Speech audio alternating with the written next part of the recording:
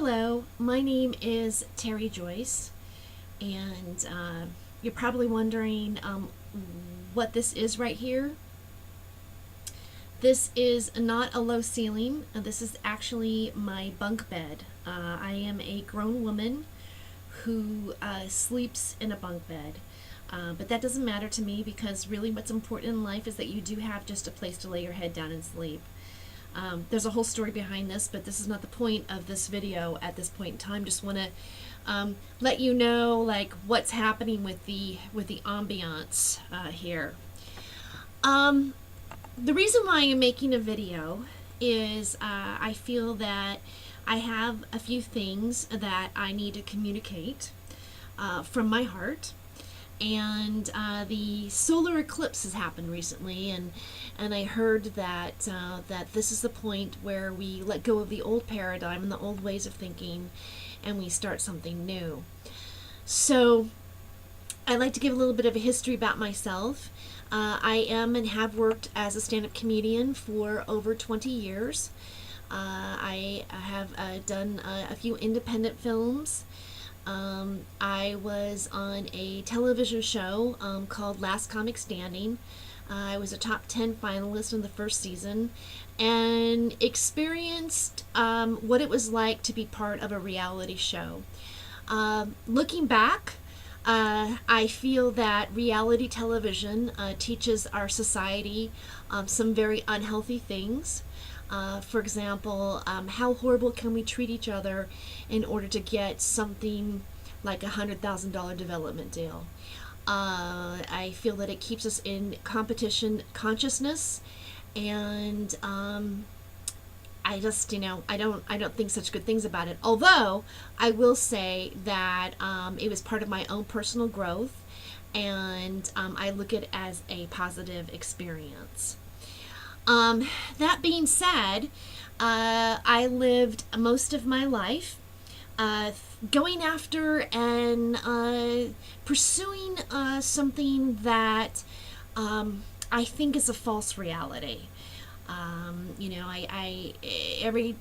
Ever since I grew up, I wanted to be an actress, or I wanted to be a part of Hollywood, and I thought that the ultimate goal was to get a sitcom. And then time went on, and I ended up being approached by another comedian named Jeffrey Peterson, and he asked me if I wanted to do a marijuana themed show. And at the time, I said, well, it's being done. It's been done before. Other people were doing it. Why don't we make it about sex, drugs, and rock and roll? And we decided to call it The Dope Show. And The Dope Show had, it got popular very fast. A lot of people wanted to be a part of it. We had people that wanted to make an internet show out of it. It was being kind of shopped around with people who wanted to do things that had to do with marijuana. Not knowing what was really going on politically surrounding cannabis, I think looking back, we tended to be a little bit more stereotypical about getting high. I mean, Hollywood makes plenty of movies.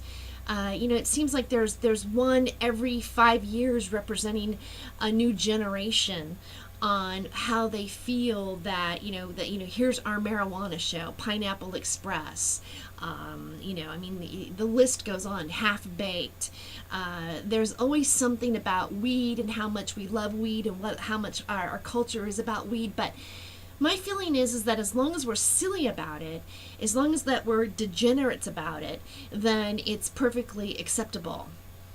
So anyway, I did The Dope Show. And in 2007, there was a friend of mine who's a comedian named Mark Keekle. He's also known as the Mustard Man. Asked me and said, hey, why don't you bring The Dope Show up here to Portland, Oregon?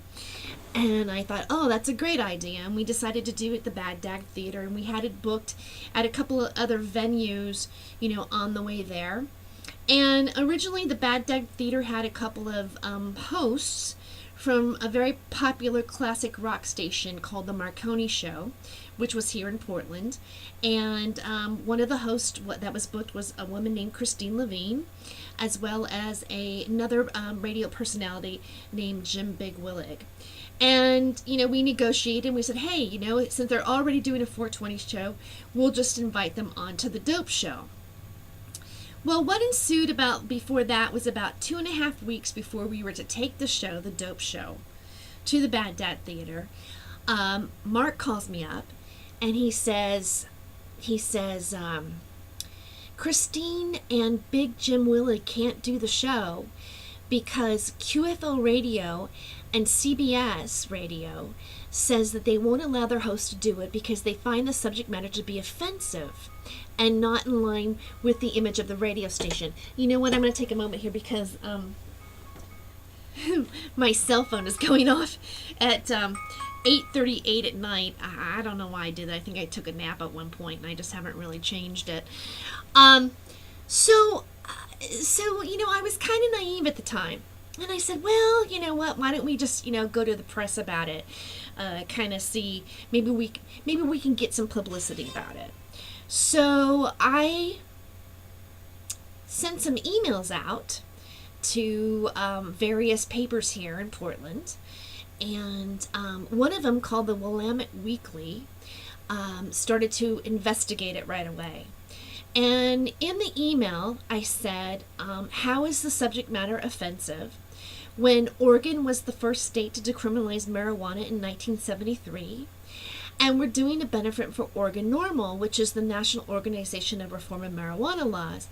I mean, in my mind, I thought that we were doing something that was like pretty much accepted, or, and it was for a nonprofit. I mean, how could we be doing something that would be offensive to a radio station that, by the way, some of their commercials were commercials for detoxification products on the air? Well, all hell broke loose. And when all this happened, it created a lot of strife in the comedy community here in Portland. It caused certain people to drop out of the show. It caused the hosts to be brought into their, by the head of the departments. The host of the Marconi Show got fire under them. They were told that they could not associate themselves with us. And it caused a lot of, it made a strain on a lot of my personal relationships with some of the other comedians that I knew and that I cared about and that I had friendships with. So that's just one aspect of went down at that time. Then I got into a raid. Within about the same 2.5 weeks, I was in a doctor's office that was in the same building as a medical marijuana dispensary. The medical marijuana dispensary was raided by the federal government, by the DEA and the FBI, and lo and behold, I found myself, held at gunpoint. I was frightened. I never had a moment in my life where I thought maybe this is my last day to be alive on this planet. I feared that someone would do something irrational and the gun would go off and somebody would be killed by accident. And it was a very eye-opening experience for me. What it did to me internally, and I want to share this a little bit. I joke about it in my stand-up. I have included it in many things that I've created around it, because I think that there's the more ways that I can get this out to people or to share my experience, the better it is. But I felt completely innocent. And I felt that I had done nothing wrong. And I felt that I feel that marijuana is a very helpful plant for people.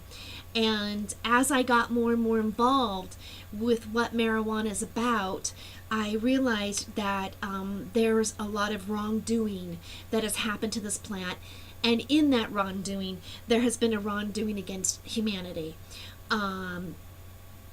It's basically a state versus federal government issue, and in many ways, how I understand it. And if anybody wants to make any comments after this video and let me know something different that I don't understand here, but I believe that, you know, the reason why the United States is so interesting is that the states themselves are able to govern how they want their laws to come about, even down to the very city in which we live in. For example, Portland is right now fighting to keep their water clean so that it won't have the government ordained fluoride to be put in the water. You know, we have the right to vote. We have the right to decide these kind of decisions. And for myself I voted for medical marijuana in California. And to witness my first experience even becoming close to a medical marijuana dispensary and to be treated that way, to be frightened for my life, to be handcuffed, and basically be treated like a criminal was quite alarming. And one of the things that I felt on a soul level was kind of like I went, how did it get this bad? Like, oh my God, I've been asleep. I've been asleep, and the world has we have lost our rights. We have lost control. And that being said, I decided to do whatever I could in my life to hopefully change that. And you know, I protested. I have been a part of creating a medical marijuana float at the Gay Pride Parade. I have social networked about it. I have done stand-up about it. I have produced comedy shows based on creating awareness about it. I've done fundraisers for people who are you know, having legal defense issues because they're unfairly being tried, in my opinion, by the city or by the police or by whomever. And I started a radio show on the internet on New Dissonant Radio called Hollywood Hemptress Hour. And then I came up here to Portland, Oregon, and started a web series, live streaming video on the Atomic Comedy Network. And since then, of course, this was in 2011, but then, 2007, but then in 2011, the Occupy movement came about, and I became involved in that, and I worked in the media department in Occupy. That was the kind of the select group, or the area in which I focused on how I could contribute, because I had the radio show, and I had learned a lot about social networking and blogging, and I had certain forums that I felt that I could get the message of what was really happening there. One of the things that I have noticed and does bother me about what's going on is that our mainstream media is not telling the truth.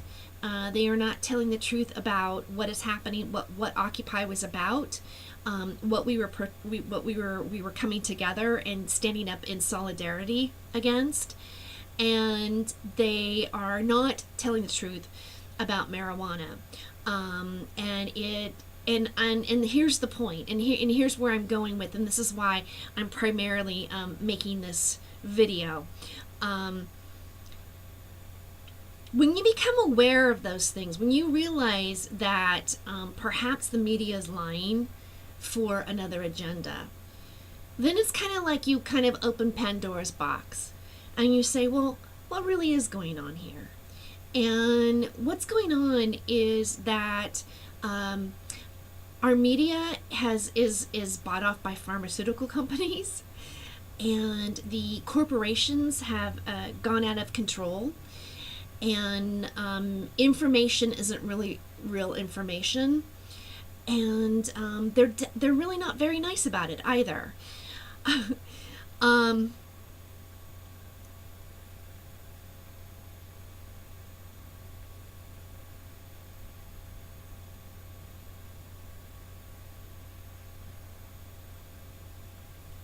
I'm taking a long pause for a second. It's not something that this is not really. I mean, as you can see, I'm upset about it. If you learn about the history about the cannabis plant, you realize that certain families and the press and a film basically did a propaganda campaign against it. And those people are the same people that are the head of the Federal Reserve. They're the same people that own the corporations. They're the same people that own the banks. And they're basically the 1%.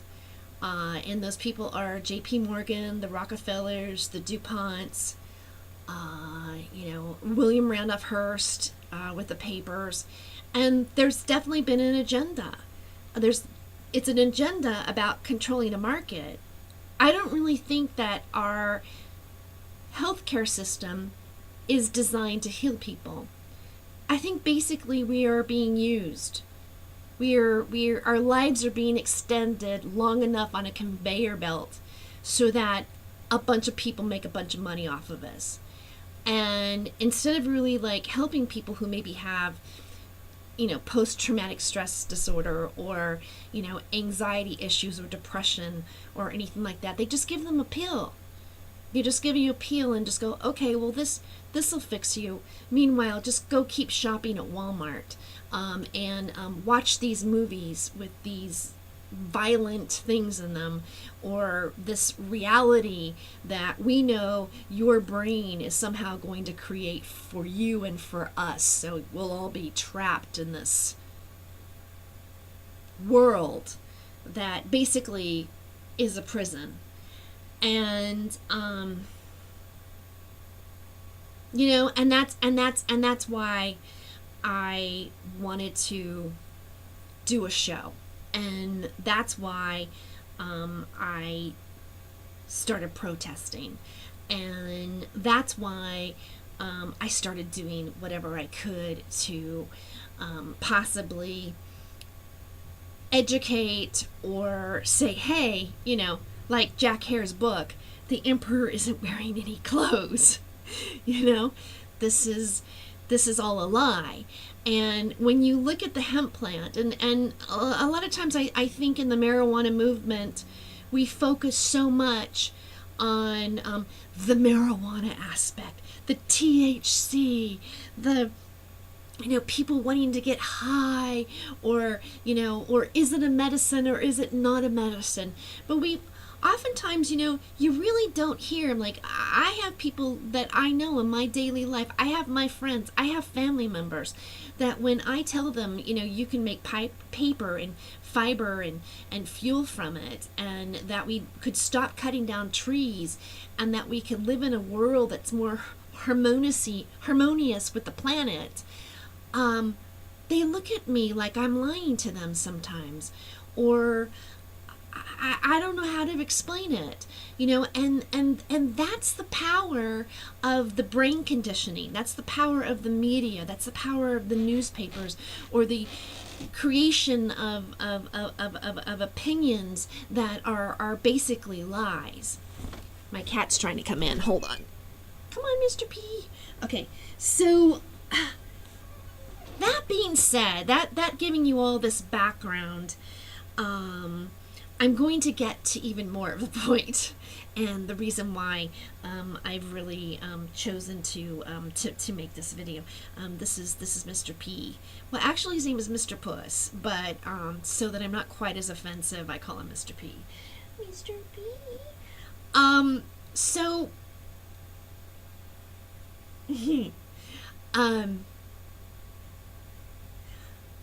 just recently, my partner, Rupert Declo, with Atomic Comedy Network and Hollywood Hemptress Hour, we got very excited about the thought of putting a show together called Ganja Palooza in the state of Washington.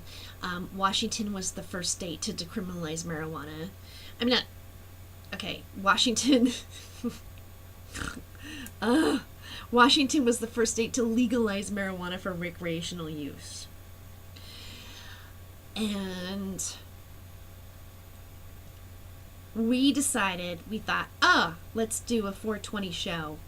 And it wasn't like it was a thought that hadn't happened already about doing a 420 show this year. Before Washington did legalize marijuana, I was performing at Joker's in Richland, Washington, and the manager there at the time said, I'd love to bring you back for a 420 themed show here. And so that stuck in my head, and then Washington legalized it, and then, we thought, well, let's make this happen. And we ended up getting kind of blackballed by the radio stations again, the media.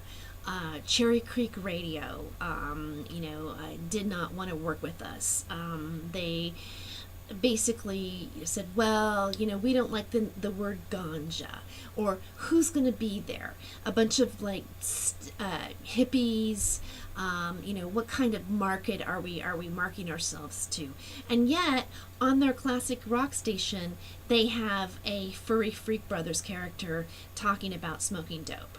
So again, the radio stations will not want to become involved with it, and yet they are willing to market the idea for their listeners, or they'll put that audience out there, but they don't really want to support it.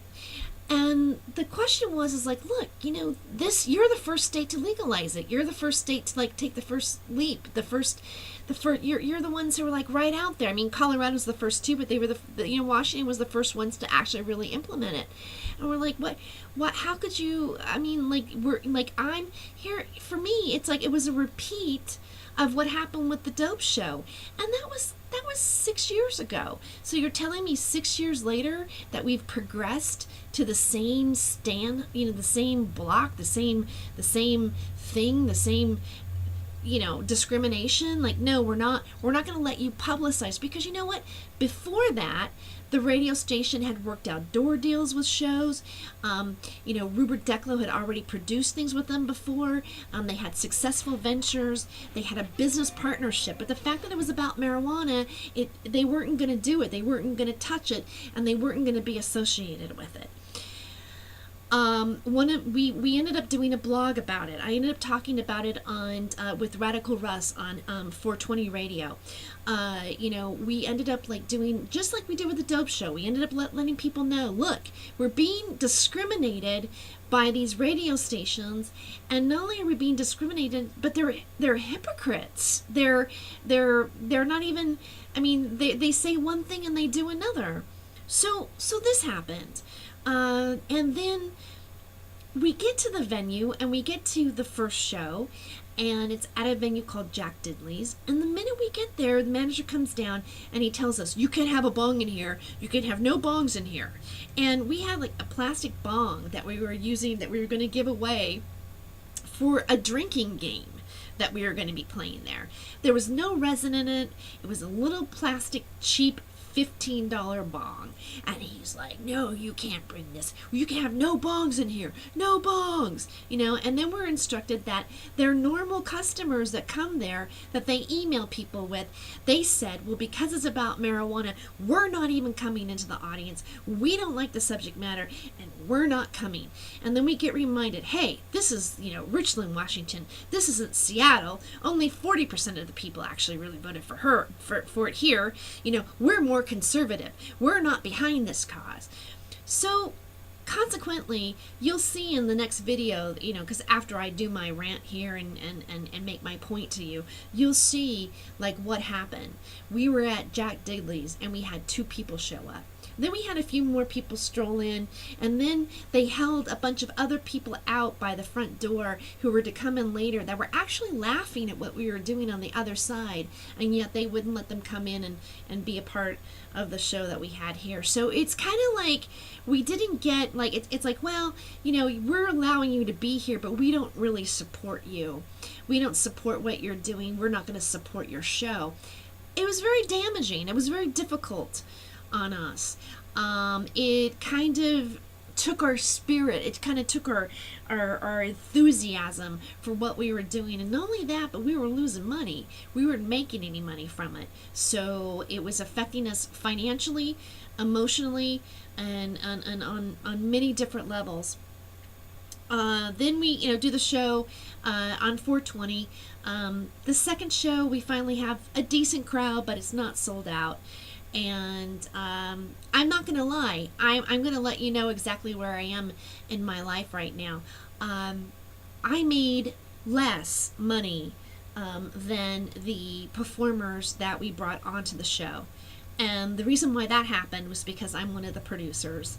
And being in that position, you have to make sure that the talent is paid for. Although I was like the headliner, and on the Ganja Palooza stage it says Hollywood Hemptress Hour presents. I spent most of my year until now producing the show, finding sponsors, social networking for it, working with the acts, and I also spent a lot of my time producing the Ganja Palooza fundraiser for Viana Haju, and doing videos and marketing for that. And I have not made any money, hardly. I only could pay half of my rent this month. I had to ask my parents for money so that I could drive my car, or get from point A to point B to do work, do other jobs. I'm having to put Hollywood Hemptress Hour on hold for more filming, because I need to take care of my own financial stability from it. I have found, and I don't want to get on my soapbox about this, but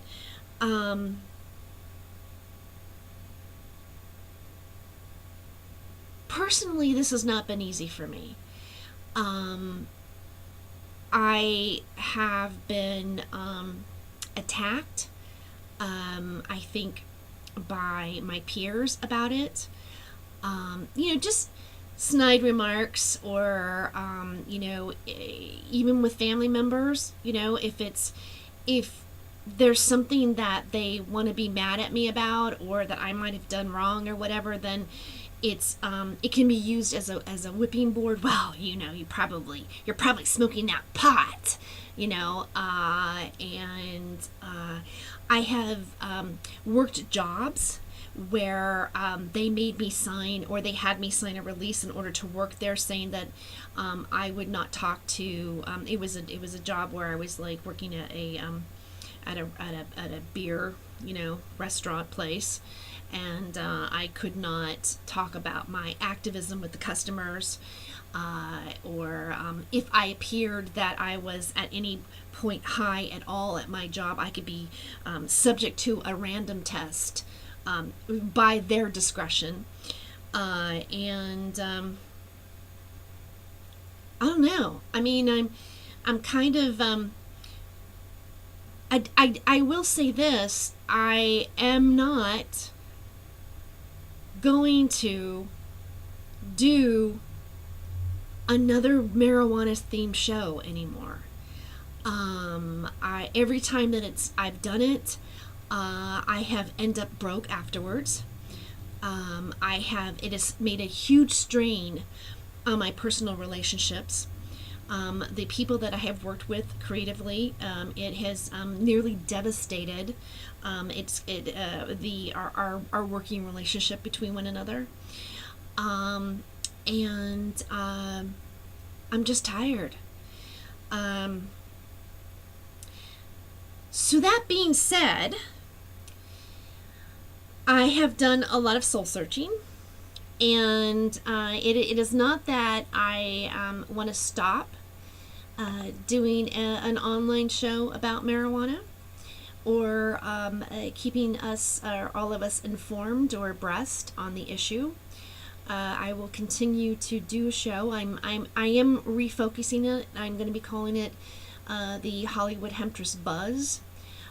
It will be a shorter show. It already is only a half an hour, and it may even become shorter than that. The reason why it might become shorter than that is because for a long time I have been toying around with a new idea. Because of the fact that my main reason to get involved with marijuana and with Occupy is that it's all about freedom and liberation for me, and it's also about my own empowerment as a woman, and as an entertainer, and just as a human. Basically, I'm on my own journey of my own empowerment, and I'm very interested in writing about and doing interviews about freedom and what it means collectively and socially and personally. I am starting a new show called Freedom of Joyce. I will have a new blog out there soon, and I'm also going to be turning it into a one-woman show called Freedom of Joyce. And the Hollywood Hemptress Buzz will become a segment on Freedom of Joyce, even though Hollywood Hemptress Our Buzz will stand on its own out there on iTunes and YouTube and all that kind of stuff. I'm also going to incorporate it into the overall picture of everything. I wanted to share this with you because I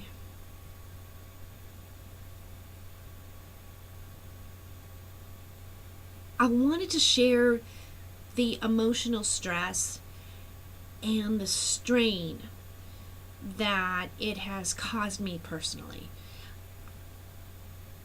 I think maybe people don't know that. You know, I've had a lot of stress, and I've had a lot of difficulty making ends meet. And when I look at that, I begin to wonder what's wrong. You know, I mean, my feeling is that energy output needs to have energy back in again. I can't create if I'm in survival mode. And I also want to go back and embrace my stand-up comedy. I feel that I'm gifted with it, and perhaps I haven't been using it to its total potential. So I'm going to go back. I've been doing road work. I've been performing more, and I'm wanting to expand on that concept. So as I finish my long rant, or my revealing of self here, with my bunk bed in my little tiny room here in Portland, Oregon, on what is today? It's May 10th, the day of the solar eclipse. I am going to just say, let's forge on. Let's forge on to the truth about what this is going on in the world. I wish everyone or anyone who happens to see this video, I wish you happiness and peace and well-being, and that we take this planet back, and that we honor it, and that we live in a world of love and peace and harmony, because that's really the vision that I'm holding in my head. And now I'm going to show some clips after this of like what happened in Richland. There's a few interviews, and you will get a peek at what happened on the tour in Richland, Washington, and the fine performers and talent that actually was there. They were wonderful. I'd like to give a shout out to Roland A. Duby, aka Ronnie Smith, who is now in jail. He was driving back from doing Ganja Palooza, and was in Arizona and got pulled over, and he's now in jail. And it's marijuana related. I'd like to thank Sergeant Detective Harry Palmer Jr., Jay London, and also Gaio Belam for being there. And also I'd like to thank Rupert Declo for all of his time and his effort and his investment into making Ganja Palooza happen. So anyways, I hope you do enjoy the rest of this video, and peace, love, harmony, and all that stuff. Hi. Great show. Did you come? Thank you. Did you come for the show? Well, actually, I'm helping with the production. Of the show. Oh, that's right. That's right. Oh, I'm so sorry. That's funny. Have a great show. I hope it all goes well for you, Ganja Palooza. Bon voyage, baby. Thank you. Yes, is it okay if I film you for a moment? Sure. Okay, so Bobby, you're not gonna modify this or any. No, I'm gonna keep it as it is. Right. Okay, so this is our first show at Jack Diddley's. And it's 8:25. Yes. And we have, I don't know, I think we have 2 dudes. I thought like maybe the sound guy was an audience member, but he's not. So. I think I know what happened. Okay. I think the pot smokers forgot to come. So Jay. Hey, hi. Hi. So it's 8:25. Yes. We're waiting for some people to come in. As opposed to 4:20. Right, as opposed to, yeah. Hi. Well, it's not really tomorrow's 4:20, so this is April 19th. Correct. And we're doing, this was an extra add-on show, actually. Nice. That, you know, that we got like, I don't know, like 2.5, 3 weeks ago, so. Okay. But, I think we have 2 people here now.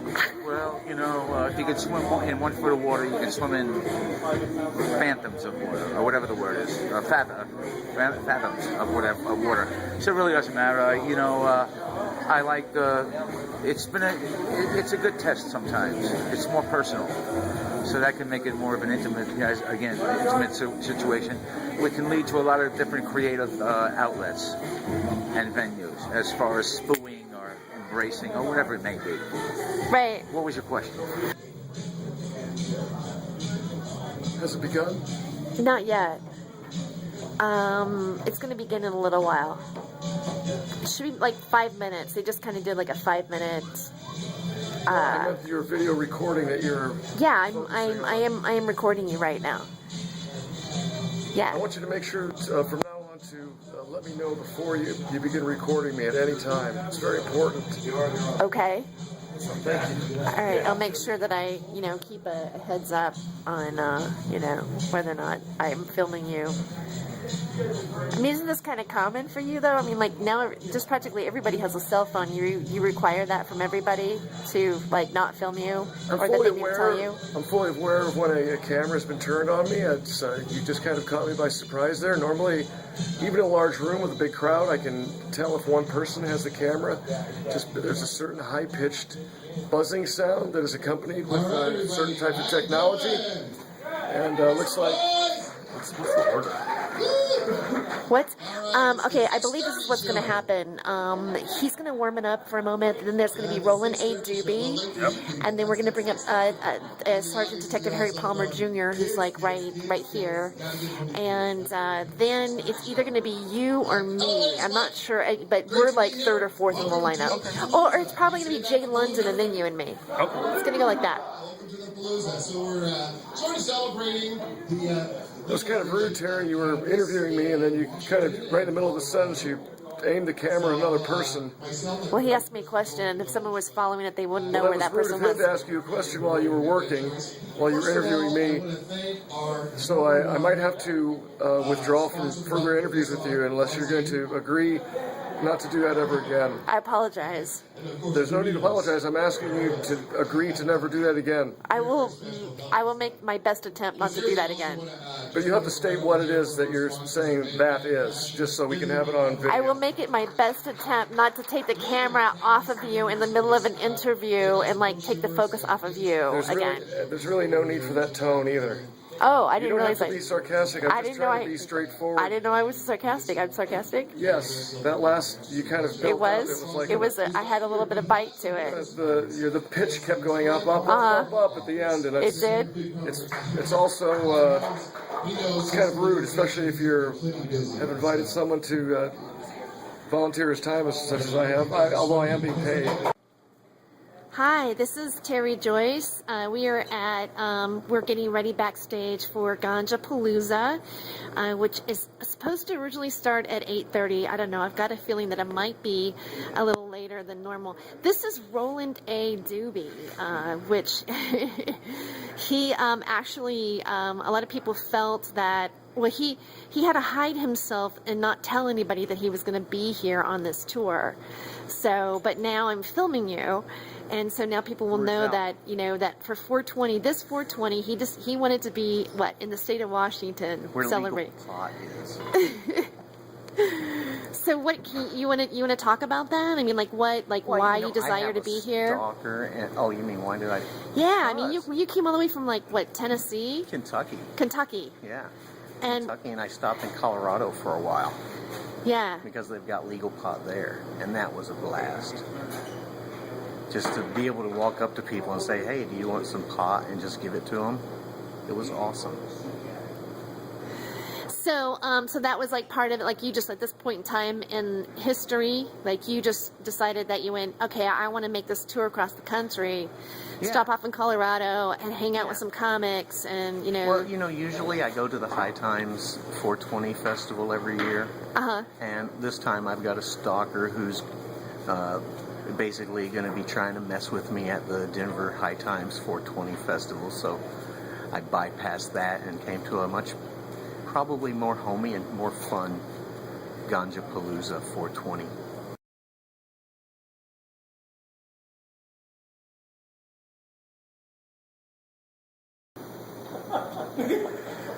Did they do comedy here?